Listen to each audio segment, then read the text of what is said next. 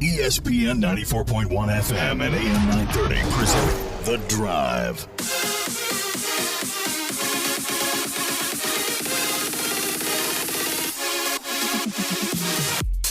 It is Wednesday, April 21st. Your drive begins now on ESPN 94.1 and AM 930. I'm your host, Paul Swann. You can be a part of the program by calling the White Claw phone lines at 877-420-TALK. That is 877-420-8255. White Claw Hard Seltzer. It is made pure. Coming up today on the program, John Mercer, the Marshall women's tennis team, is in action. They've got Conference USA tournament action to get ready for. So John Mercer joins us on the program. We will hear from him.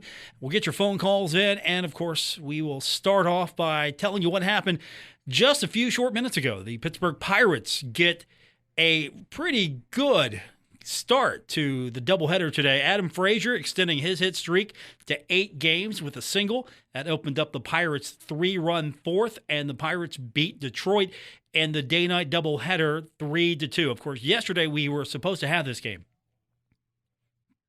but I got the notice they postponed it because of snow. It's April 21st. We're getting notices of postponement of games because of snow. And then I don't even know what they were trying to do with the Cincinnati game yesterday. They were playing, and it looked like a torrential downpour. I don't even know what they were trying to do there. But more to what we were talking about here, the Pirates, that game's postponed, so they had a 7-inning gamer here. And then they're going to do that again coming up tonight. Normal airtime, so we'll go on the air about 6:15 with our pregame coverage. So we've got Pirates day-night doubleheader action. Usually if we get an afternoon Pirates game, that means we don't get to join you. But fortunately, we are here with you this afternoon, so looking forward to that. Of course, as I mentioned, we'll get your phone calls in. You can be a part of the program at 877-420-TALK, 877-420-8255. We're getting closer to the NFL draft. That means we're going to be getting more NFL news. And the NFL made an announcement today. The announcement is that it's going to make an announcement on May 12th to release the schedule. A 17-game schedule.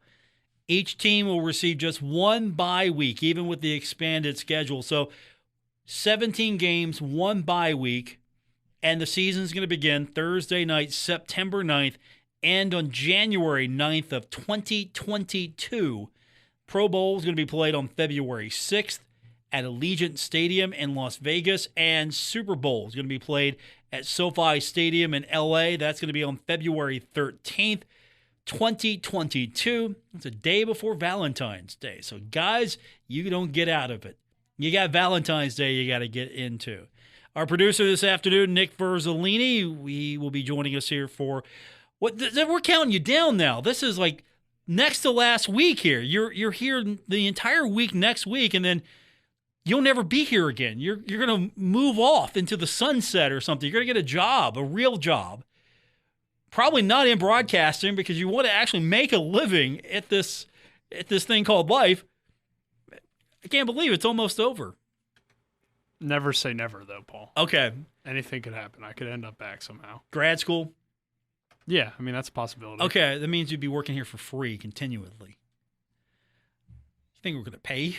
Come on. You know, you worked here long enough now. You know the deal. Free labor? Yeah, we're all about that here. So Nick's hit this for another week, and then I'm going to have to start doing this again. See, I just sit down. I just come in. I sit down. Nick's already got everything prepared for me. I booked today's guest, but that's because it's John Mercer. John, I got him on speed dial. I was trying to get him on yesterday. That didn't happen, so instead we had Tim Stevens on. We had Matt Grobe on. Pretty good show there. We're going to try to top that today with John Mercer. He should be happy. The Pirates are his team, so he should be really happy that they won, and he will definitely be excited to talk about that. We might even get him to talk about his tennis squad. They're getting set for the Conference USA tournament. That's coming up here in a little bit. Golf ending the season. Marshall women's golf team closing out the season, the spring season today. Final round of the Conference USA Championship. Thunder and her finished 10th. So that's not terrible. They could have done better, but that's not terrible. Stormy Randazzo top finisher for Marshall. She came in 29th, so she had a good go of it. 29th is not bad at all. She never missed an event in her career. She played in 32 tournaments, all 5 of the 2021 spring season, had a career best 69 twice, Conference USA Women's Golfer of the Week once. She was also named to the Conference USA Commissioner's Honor Roll 3 times, and she's a journalism major, so yeah, we have some fondness for her over here since she was with us for a short time, interning with us. She's possibly going to be a 4-for-4 student, making it once again. And you also have to say goodbye to Carrie Parks. Finished the third round strong with her effort. She just missed one event in her career. She played in 31 to 32 tournaments. So you're losing some senior leadership. You're losing Stormy. You're losing Carrie. And hopefully they will be the catalyst for this team to maybe take the next step. Because you'd like to see the golf teams, both on the men's and women's side, really start to take those next steps. Because you're seeing some success here with some of the other sports. I mean, Marshall Volleyball showing some flashes of maybe being one of the teams to beat consistently in Conference USA.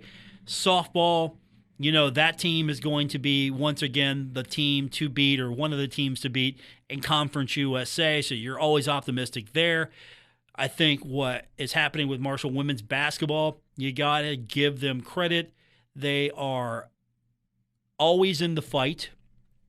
So that's a program that could get itself to a point where, okay, you're going to have to watch out for Marshall at all times. And, of course, women's soccer, we're trying to get them back to a point where they're always a contender. And men's soccer has just set the standard here.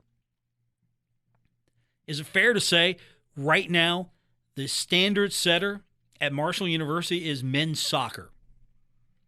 Not men's football, not men's basketball, men's soccer.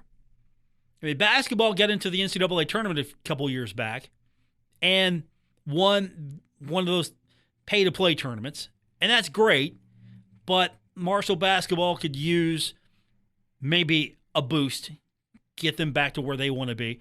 Marshall football, you got a new football coach, bringing in a lot of excitement, a lot of energy. You're hoping that can translate into conference championships, bowl appearances. Maybe once in a while you're actually in the conversation, legitimately in the conversation for an Access Bowl bid, a New Year's Six Bowl. You're hoping that happens. But right now, you got a soccer program that's won back-to-back conference championships. Right now, that's the standard. That's what you want to see out of all your sports. And so Coach Grassi, Coach of the Year, by the way, in Conference USA. You love what he's doing. But no more pressure on John Mercer coming up from me. I'm just going to hang out with him. We're going to talk to him and see what's happening with the tennis team as John's getting his squad set for the Conference USA tournament. We'll talk to John when we continue with today's edition of The Drive.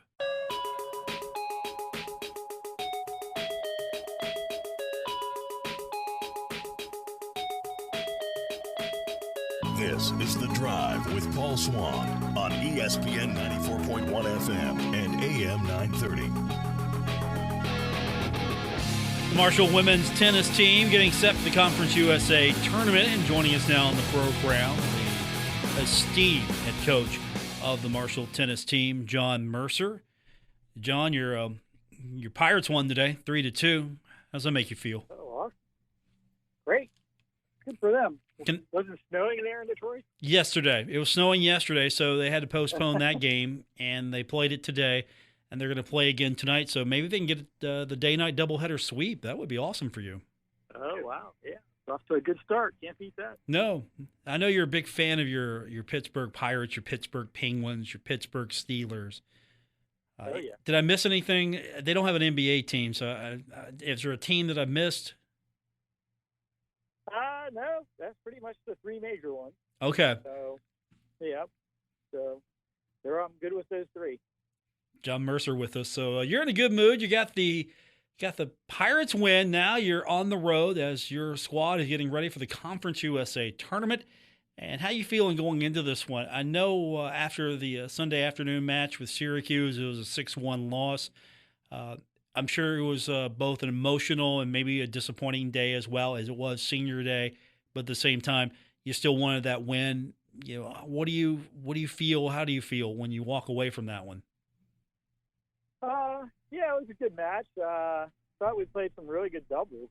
Actually, we won at one doubles, which was a nice win.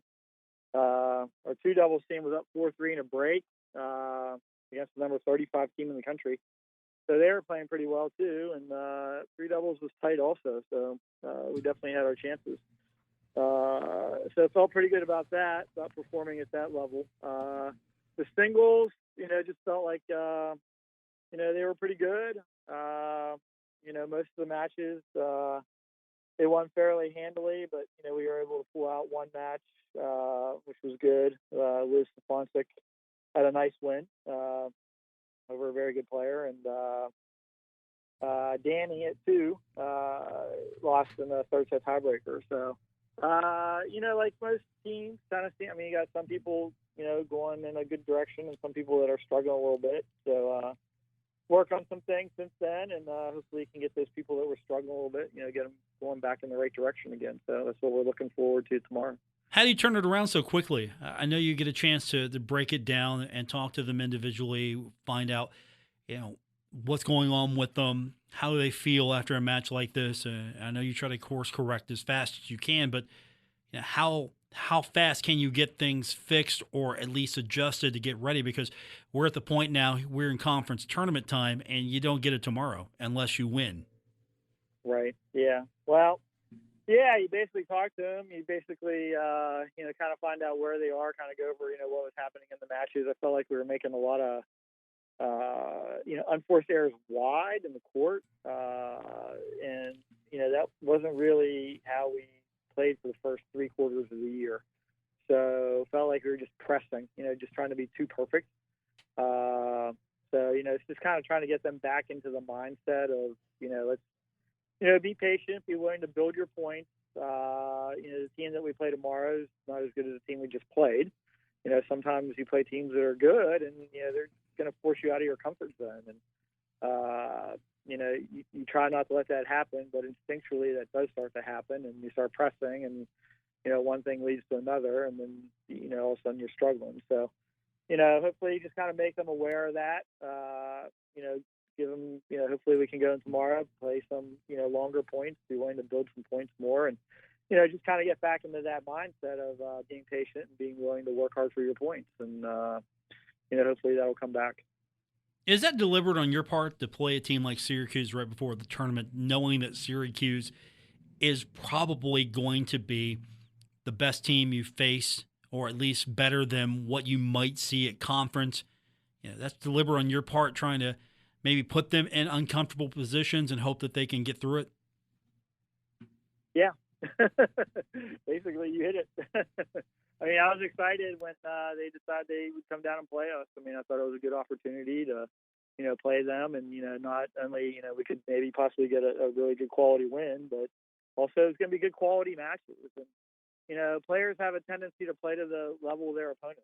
And, hopefully, like I said, it kind of makes you aware of maybe things that you're not doing as well as you did at different points of the year when, people were playing well, and what you need to work on. And it's kind of a good time to reset. So, losses, I mean, nobody likes to lose. But on the other hand, it can be kind of a good reset point. When you lose, you really find out what what you're made of and how you're performing and how you're playing and what you really need to work on. You go win a match, that when you win, you don't ever really, you can't say that you're reaching your limits. And when you lose, you've reached your limit. And so it's kind of you can use it as a positive to build off of and get better. And that was the idea. So hopefully it pays off for us tomorrow. John Mercer joins me. He's the head coach of the Marshall women's tennis team. They're getting set for the Conference USA Championship. Denton, Texas. Yeah. Yep. That's not a short trip. We're here. Yeah, it's not a short trip at all, is it? No. You were trying to get a hold of me yesterday. Yep. We couldn't make it happen because seemed like we were traveling for most of the day. So, but we're here, and so we've got a couple good hits in, and getting used to the conditions and the weather. Of course, when we left Huntington, I mean, I know it's kind of crazy right now, but it was a lot nicer, a lot warmer there than it was when we got down here. So, but it'll be okay tomorrow. It'll be fine, and we'll be ready to go. How much does that travel factor into you getting ready for this thing? Denton, Texas isn't like going to Murfreesboro. Yeah, true. I mean, it's always nice if you can stay close to home. But you just, we've all, as tennis players and coaches and stuff, we've all traveled a lot over the years. And you're kind of used to, hey, gotta get to the airport, get on a plane, fly, get a rental car. Actually, it went pretty smooth. So, it's a ways, but at the same time, we're used to it, and it's just part of the game. And really, everybody here except North Texas is all having travel too. So it's the way it goes, and you have to perform either way. Speaking of performing, what are your feelings going into this? Talk to me a little bit about your team and its matchup with your opponent. Yeah, we've always kind of done really well in the doubles. Hearing about Western Kentucky, they've actually had a pretty good year with their doubles lineup too. So, that'll go a long way. On paper, we're probably a little stronger. So, hopefully that'll come work for us. But, it really just comes down to, dealing with, the nerves. And, now you're playing a conference tournament and, playing for a championship, and, it's a one and done thing. And so it's different than the regular season. It's kind of a whole new season, kind of a restart. And, I think we match up well against them. So, I think it's just us, being in a good mindset and being really ready to compete. And sometimes when you're the favorite, which, we're the 6th seed and they're the 11th seed, so obviously we're the favorite. But sometimes when you're a favorite, you got to make sure that you're willing to work to get the result you want. They're just not going to hand it to you. So, we need to really be mentally ready to go. How do you scout this? You really don't have much of a language to speak because this is every year, but you don't face them. It's not like you're playing them in conference and then you go to the tournament and you face them again. So what have you been seeing when you try to prepare and get your squad ready for these players? Yeah, that's a problem because we don't play that regular season schedule. So, yeah, we haven't seen them play. A couple of years ago, we played a tournament in the fall. We played a couple of their players. But they're, really a different team now than they were a couple falls ago. So, so you really kind of got to go in with the mindset of, this is what I do. This is how I play. The old John Wooden philosophy. We're going to make you adjust to what we're doing. And, at the same time, we'll do that, see how it's going. And, if we need to make some adjustments on the fly, during matches, we'll do that. But, it's more of a mindset of just, preparing yourself and preparing, yourself to play well and, think about the patterns you want to play. And like I was saying, cutting down on errors, missing balls wide and stuff like that. And then we'll kind of see what they bring to the game. John Mercer's with me, head coach of the Marshall women's tennis team, his squad getting set for the Conference USA tournament. Now, you've been the type of coach, and I'm pretty sure this translates to your players as well. You're sort of like Chris Grassi, or better yet, Chris Grassi's like you, John. You'll play anybody, anywhere, anytime. How's that help you? Just that we'll face you. We don't care if it's on dirt in the backyard of my house. We'll play you. How's that translated to your team, and how's that going to help you? Yeah, I think, it's kind of, you don't want your players to have a fear of playing, putting themselves on the line, or putting themselves in a situation, not to be successful. That's probably, one of the toughest things to overcome, is sometimes, nobody wants to be embarrassed, and, people, they don't, it's for a lot of people, it's a learned, response to, be willing to put yourself out there and fail. Nobody wants to fail. But at the same time, you can learn a lot and grow a lot. And so, it really becomes a mindset of, hey, I'm willing to put myself there and give myself that opportunity. Hey, I might pick up a great win, but I might also lose, which, everyone being competitors, they don't want to do. But I also understand that if I lose, hey, I got to give myself credit that I was willing to put myself in that situation. And that's a positive. And so, I've always approached it from that standpoint, as I'm sure Chris has, is that, let's put ourselves out there. Let's expose ourselves. Let's expose our players and let them learn and grow that, not being successful isn't always the worst thing in the world. You can get better from it, and it can make you better and, make you a better player, make you a better person. And, it's really I think it's just a great attitude and way to go after things. John Mercer, our guest on the program, the Thundering Herd, taking on Western Kentucky Conference USA tournament. So for those who maybe aren't as familiar with things, this is your yearly opportunity to reset how the tournament works, how the teams qualify for the NCAA, how do individuals qualify for the NCAA, how does it all work? Sure. Okay, so, just like basketball, I use that comparison a lot, but all the conferences all have automatic bids. Our conference in particular, all 14 schools, all schools sponsor women's tennis.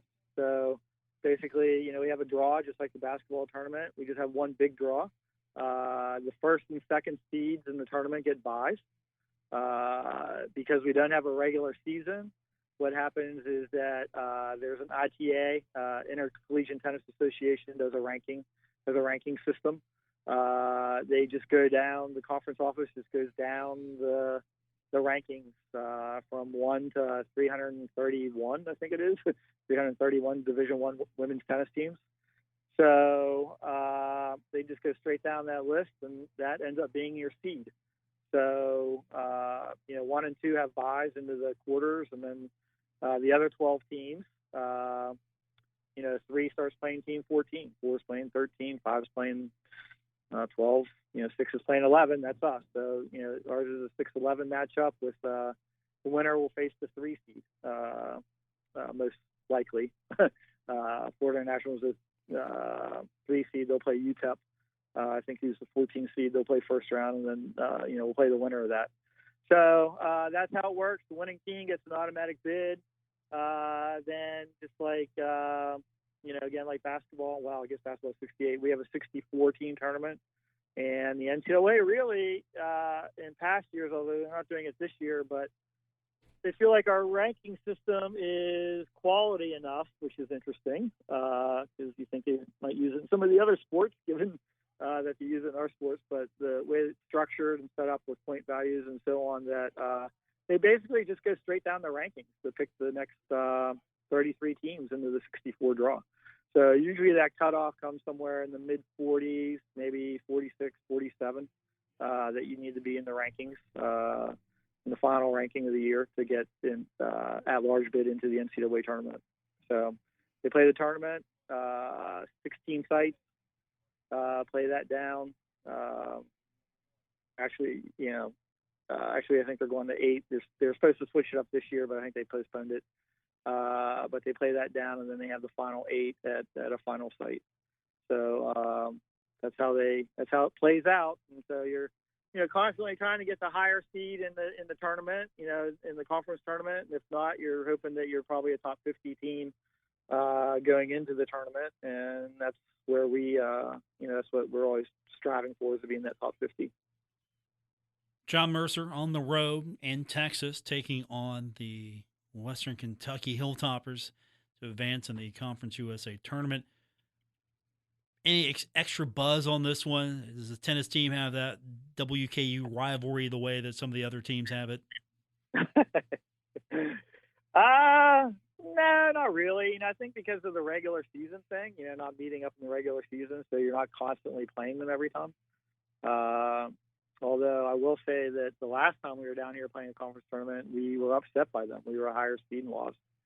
So, hopefully they can exact a little revenge for that and come back. But yeah, I mean, because of the regular season thing, I mean, it's just, you play some teams and then you might not play them for 4 or 5 years. We play some teams, like Charlotte, we've started playing. Old Dominion, we've played in the past, where we've played, a bunch of home and homes and so on. So it just kind of varies. But you get to the conference tournament, everybody certainly understands the conference tournament, and nobody wants to stop playing. Nobody wants the season to end. So everyone's here to compete. See, that's the problem. I'm not going to get the, oh, yeah, we're going to crush them. I'm not going to get that from you. I need that from you. That's why you play the game. I need that for you. I need you to come back with the response, oh, yeah, we're going to crush them. I don't own anything in red. That's how much we don't like those people. Yeah, that's what I need to hear out of you, John. Can you do that for me? Can you get that? I don't think so. I mean, that's why. Didn't a football coach say that one time? I'm just saying. Probably show up and play the game, right? Hey, look, we got to show up and play well tomorrow. I mean, they're going to be ready to play, and like I said, being a lower seed, and same thing that happened to us last time, down here. I mean, it's not. I don't think we weren't ready to play. They just played really well, and we just didn't execute like we normally do, and we got to make sure we execute tomorrow. If we execute, we'll be fine. If we let them in the match and turn it into a match, like we did a couple weekends ago, it'll be a battle, and it'll come down to a couple points, which you keep hearing when I talk to you. 1 point here, 1 point there. You play for 3 hours. It's literally coming down to 1 point here, 1 point there. Just like a basketball game, somebody making a free throw at the end and somebody hitting a 3-pointer to win the game. And same thing happens in our world. So. Hopefully we can kind of play really well and, build a big lead early and then just go from there. Good luck. Hopefully we're talking to you in a few days about a Conference USA championship. That'd be great. That would be fun, wouldn't it? It's been a while since you've been in a tournament atmosphere like this. So, what's it going to be like? Yeah. I know with COVID, everything shook up a little bit. So is this going to be anything close to what it usually is? What's this going to be like? I think, it's great that the conference, let all 14 teams come. That I think was, says a lot about the conference. I think that was a great thing that they did. I am not sure. I don't know. I mean, we've had a few parents travel here, come and watch, but, I can't speak for the other teams, and I have no idea, where North Texas is with having, boosters and so on, getting attendance. I mean, when we've been here before, it's been pretty good. They've had pretty good attendance and, people coming out and watching. But, this year things seem like they're all over the place. I mean, we go to places, the couple trips we did make, there was always pretty good attendance and, it was way off. And then some places we would go and, it just seemed kind of like normal. It would be a good crowd. So I have no idea what to expect. Facility looks good. I think they're ready to go. It's nice for them to host us. And, like I said, nice Conference USA in North Texas, for them to bring all 14 teams in, because I think that means a lot to student athletes. I think it's great. Like I said, nobody likes to lose in the conference tournament, but at the same time, I think it's great, when everybody actually gets to go to their conference tournament and, gets the opportunity to compete for a last time. So I think that says a lot. Good luck. We'll talk to you soon. And thank you. Let's yeah, thanks. Hopefully, hopefully the next day against Florida International. Hopefully, huh? Yeah. So we'll see. I'll tell you what. You win the conference championship. I'll let you come in studio. Yeah. Oh, that'd be awesome. Yeah. No phone. I mean, you can just come in studio. I'll let you do that. That's allowed now, huh? Oh well, I'll allow it. I mean, you're vaccinated, right? You can come in. I'm ready to go. Okay. Well, I'm vaccinated. You're vaccinated, so I'll allow that, John, for you. We're good. Okay. So thanks. Yeah, I mean, you know what? And besides, we would be 6 feet apart anyway, so it'd be good. Oh, that's true. We'll make it happen, but you have to win the conference championship. Good. All right. We'll work hard. Okay. So we'll fight hard. John, see what we can do. Be safe. Be safe in Texas, and we'll talk to you soon. Thanks, Paul. Go Herd. John Mercer, head coach of the Marshall tennis team. Quick timeout, and we will wrap it up here on ESPN 94.1 and AM 930. You're listening to The Drive with Paul Swann on ESPN 94.1 FM and AM 930. We're wrapping up today's edition of The Drive on ESPN 94.1 and AM 930. Paul Swann, your host. Our phone lines this hour brought to you by White Claw. White Claw Hard Seltzer is made pure. Tomorrow, our Thursday edition, we hopefully will have a little better understanding what's going on with the Marshall tennis team as they're going to begin Conference USA tournament play. So we're hoping that they're going to advance. And coming up on Friday, just give you a sneak peek of Friday, we're going to talk Marshall football. So we're going to have a media availability coming up on Friday. So I'm looking forward to that. Nick, we actually get to talk to players on Friday for the first time since Coach Huff has been here. We haven't had a chance to really talk to them, so I'm excited about that. I'll keep it under wraps who we've been offered. So let's just say I'm excited. Friday, we're going to have some actual player interviews on the show. We haven't had that in a long time. I think that's going to do it for this edition. I want to thank our producer. He's going to be leaving us next week. It's going to be a very sad time. Nick Verzolini will be leaving us, but until then, he's doing a fantastic job, so we appreciate him. That's going to do it for this edition of The Drive on ESPN 94.1 and AM 930.